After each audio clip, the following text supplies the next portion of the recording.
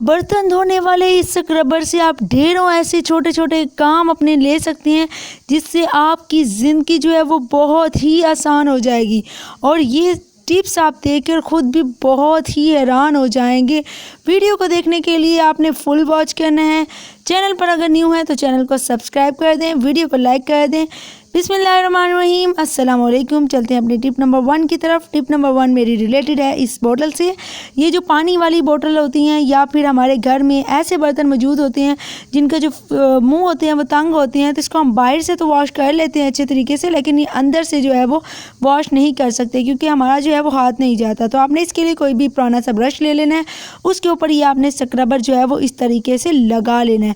लगाने के बाद आपने इसी तरह नहीं छोड़ना, कोई भी धागा लें या रबड़ बैंड लें और उसकी मदद से आपने इसको अच्छे तरीके से टाइट कर देना है। ऐसा हम इसलिए कर रहे हैं क्योंकि अगर हम इसे बोतल वगैरह में डालेंगे तो ये जो है वो अलग नहीं होगा।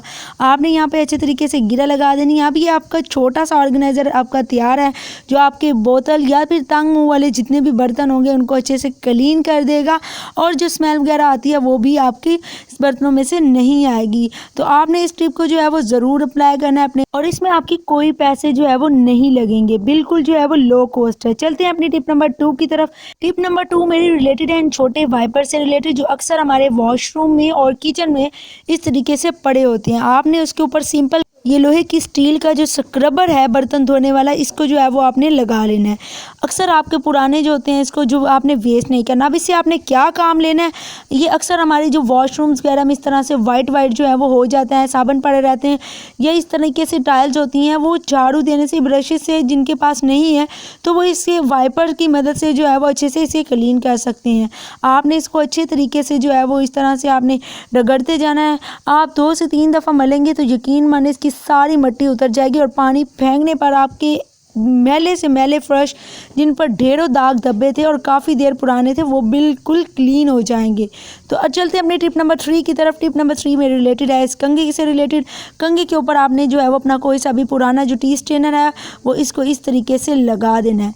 ये लगाने के बाद आपका छोटा सा लो कॉस्ट जादुई ऑर्गेनाइज़र बन के तैयार हो जाएगा, जो आपके घर के ऐसे कोनों को साफ़ करेगा जो आपने कभी किसी चीज़ से भी नहीं किए होंगे साफ़। ये देखिए आप जहाँ पे हम अपने घर के कपड़े वगैरह वॉश करते हैं तो वहाँ पे ये लास्ट पे जो है ना वो कॉर्नर पे दीवार ख़राब हो जाती है, ग्रीन पार्ट आ जाता है और ये बिल्कुल भी रिमूव नहीं होता। अगर हम किसी भी ब्रश की मदद से इसको करते हैं तो वो ब्रश भी यहाँ तक नहीं पहुँचता और इसी अच्छे से जो है वो क्लीन नहीं करता। इसके लिए आपने क्या करना है, सिंपल कि आपका ये सारी जो है वो मैल कुचैल जो है वो दूर हो जाए, ये बिल्कुल अच्छी भी नहीं लगती, तो आपने इसको वॉश करना है। आपने सिंपल अपनी ये जो कंघी है जिसके ऊपर आपने स्क्रबर लगाया हुआ है ये आपने उठाना है और इसको जो है वो इन किनारों के ऊपर जो है वो अप्लाई करना शुरू कर देना है। इसकी मदद से जब आप करेंगे तो यकीन माने ये आपका जो फर्श है वो इतना चमकने लग जाएगा। ये बिल्कुल भी बारीक सा छोटा सा ऑर्गेनाइज़र तैयार हो चुका है। इसको ना सिर्फ आप यहाँ पे अप्लाई कर सकते हैं बल्कि आप जहाँ कहीं भी टाइल्स के दरमियान अगर ऐसी जगह है जहाँ भी आपकी झाड़ू की मदद से या ब्रश की मदद से सफाई नहीं होती, आप इसकी मदद से सफाई करेंगे, यकीन माने ये आपका एक इतना सा छोटा सा लो कॉस्ट ऑर्गेनाइज़र बन के तैयार हो चुका है, जिसके लिए आपको जो है वो झाड़ू की ज़रूरत नहीं। और ये देखिए बिल्कुल क्लीन हो चुका है, काफ़ी हद तक आपने डिफरेंस जो है वो देख सकते हैं। तो होप सो आपको ये टिप अच्छी लगी होगी और आपने जो है वो इस टिप को ज़रूर अप्लाई करना है। चलते हैं अपनी टिप नंबर 4 की तरफ। टिप नंबर 4 मेरी रिलेटेड है इस पुरानी कैंची से रिलेटेड, जो बिल्कुल जो है वो चलती नहीं है। आप इसको काट सकते हैं, अगर आपका पुराना हो जाए स्क्रबर तो इसको काट कर जो है तेज़ कर सकते हैं, लेकिन ये टिप इतनी मुनासिब नहीं है। आप दूसरी छुरी की मदद से भी जो है वो इसको तेज़ कर सकते हैं, ये तरीका जो है वो ज़्यादा बेस्ट है।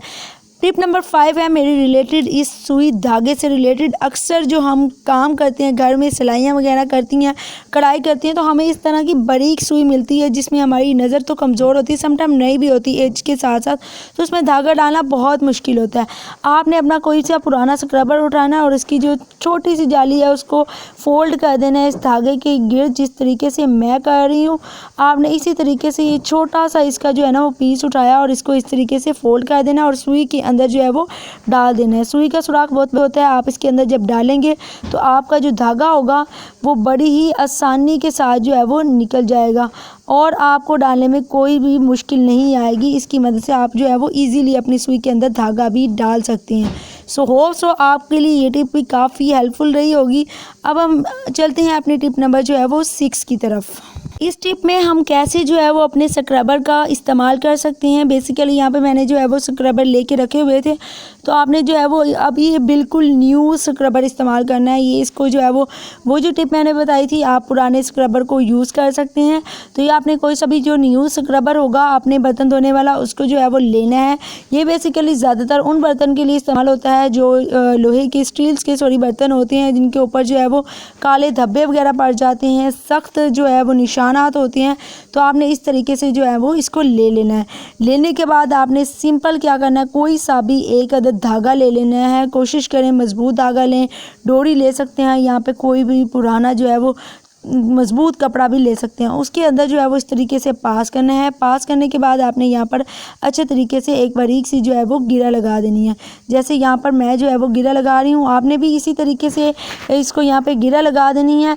बड़ी ही मजबूत तरीके से कितना अच्छा ऑर्गेनाइज़र बन के तैयार हो जाएगा, आपके लिए काफ़ी हेल्पफुल रहेगा और आपको कोई भी मुश्किलात जो है वो नहीं आएंगी। बिल्कुल ही आसानी से आपको ये समझ भी आ जाएगा। वीडियो पर अगर न्यू है, आप चैनल फर्स्ट टाइम वॉच कर रहे हैं, तो चैनल को सब्सक्राइब कर दें, वीडियो को लाइक करना है आपने। और इसके साथ साथ जो है वो आपने कोई भी पुरानी प्लास्टिक की बोतल जिसको हम वेस्ट कर देते थे वो लेनी है, और इसके जो कैप है उसके अंदर आपने होल बना लेने हैं।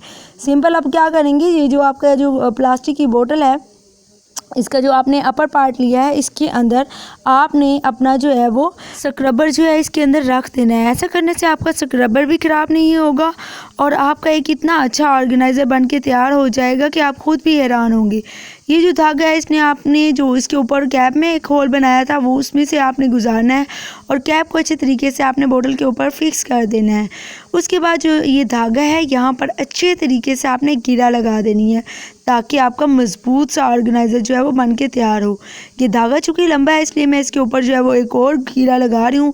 यहाँ पे आप देख सकते हैं अब ये आपका ऑर्गेनाइज़र बन के तैयार हो चुका है। आप इसे अपने मैले से मैले, पुराने से पुराने बर्तन को नया कर सकते हैं, अच्छे तरीके से वॉश कर सकते हैं, ज़िद्दी दाग को मिटा सकते हैं और साथ ही साथ आप अपनी टैप के ऊपर इसको जो है वो यहाँ पे हैंग भी कर सकते हैं। तो उम्मीद करती हूँ आपको मेरी आज की जो टिप्स हैं वो बहुत ही अच्छी लगी होंगी। अच्छी लगी हैं तो वीडियो को लाइक करें, शेयर करें, सब्सक्राइब करें। ये आपकी तरफ से इनाम होता है और हमें मोटिवेशन मिलती है। मिलते हैं अगली वीडियो में, तब तक दीजिए इजाज़त। अल्लाह हाफिज़।